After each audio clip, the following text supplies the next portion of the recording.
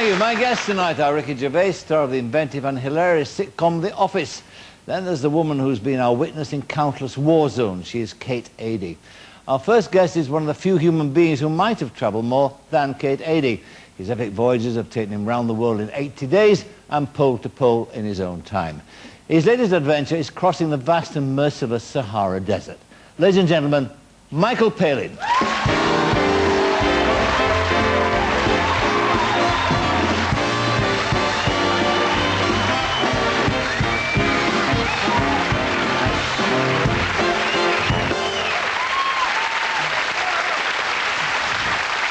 Michael, welcome. Last time we met we were kilted and booted, weren't we? That's right. Wearing kilts. Billy Connolly, yes. That's right. I think you look rather fine in a kilt, Mike. Well, you did too. You got the entire gear on, though. You had the Rob Roy bit on. You had the cloak. I know they kept adding other bits, because this was a party where we were told to dress up in Highland outfits, and there's no Palin kilt, I don't think, so I had to get someone else's. And they kept putting extra bits on, didn't they? Bits of sort of carpet and rugs and things on the head and all that. Then I had to go and dance Strip the Willow, or whatever it was. Somebody pointed out to me, too, that the Americans had put their telephones in their sporrans, and it was on vibrate.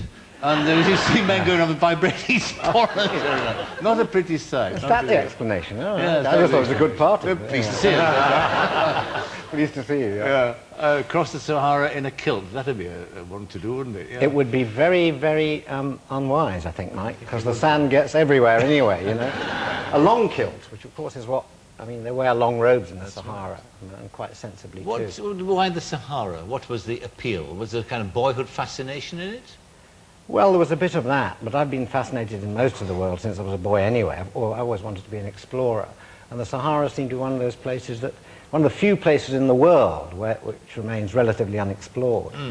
But also, it's this huge area, the size of the United States, which is just off the coast of Europe, and no one ever goes there. No one knows anything about it. Yeah, I mean, there's vast expanses where the people who you do meet are extraordinary, remarkable human beings, scraping an existence out of absolutely nothing at all. Yes, I mean, it was all a complete surprise to me, because I thought, you know, it's a great flat area covered in sand. There's very little of the classic sand dunes that you see on the date packets. Most of it's grit and boulders and a bit like the surface of the moon. But as you say, there are people throughout the Sahara sort of eking a living out of this. Yes. And we met refugees, and we met walked with the Tuareg, some nomads and all that. What there's a means of transport? Because your golden rule is when you go on these trips, that you actually live like the native, don't you? You don't actually, you eat their food. This is what I say. This is what you say. We can find a five-star hotel. We jolly well do. We live like the waiters, we actually do. No, I mean, the idea is to experience, I mean, the sort of travel where you will meet people. Yes. So if you can get on a train or a boat, it's much, much better than driving in four-wheel drive. Yes. And, of course, camels in the desert. Do you have a way with camels, sir? Have you? No, I don't, and it was a really embarrassment. I mean, well, first of all, the first time we went out there, went to a refugee camp in Algeria, and they eat camels there. And they looked after us, lovely people, but they felt we had to have a meat course for breakfast, lunch and dinner. And it was always camel. And it was quite nice. What's it taste like? Sweet, slightly muttony taste. Yeah. It was perfectly good, but after you've had it for 5 days, three times a day, you begin to sort of think, oh, I just like a bit of spam, you know, something like that. Bacon sandwich, but of course you can't have a bacon sandwich out there. And on the last day, breakfast was served, and there was camel for breakfast, and it was little bits of camel kidney. And she cooked them for us, and she gave them to me, and as soon as I put it to my nose, I knew this was a camel kidney that was past its sell-by date. But she was looking at me like that, you know? So I could not eat it, because she was so pleased, you know, all this hospitality for us, so I put it in. And then there was another one I had to eat too. And within 24 hours, I just had, you know, my stomach turned to a Kenwood mixer. And I had a really awful, awful 24 hours. Camel's revenge. What's the worst thing you've eaten on all your travels? That will be fairly high on the list, I would imagine. Well, the thing is that you really have to eat what's offered you, I think, because very often it's a hospitality thing. And I remember in a small village in Peru, we landed on it was an Indian village, and there was a festival on, and a very old lady came up to me and she handed me this gourd, and in it was a kind of pink, sort of yogurty substance. And I looked at it, and she handed it to me, so I sort of drank it, and it was quite nice. It was slightly acrid and all that, but very nice. Thank you very much. Lovely. Thank you. You know. And then I asked the guy what it was, and he said, well, it's a special palm wine that they make for this festival. And the villages, it's so important to them, they cut down the entire sugar crop just to ferment this palm wine. And of course, in places where there aren't any sugar groves growing, they ferment it with the saliva from old ladies. I saw the old lady, she was kind of going... So I said, is there much sugar grown around here? Bit of consultation. No. So if someone had said, you know, have a saliva yogurt, I would probably have said no, but by that time it was too late. On this trip also, you had you revisited the place where you did one scene for The Life of Brian.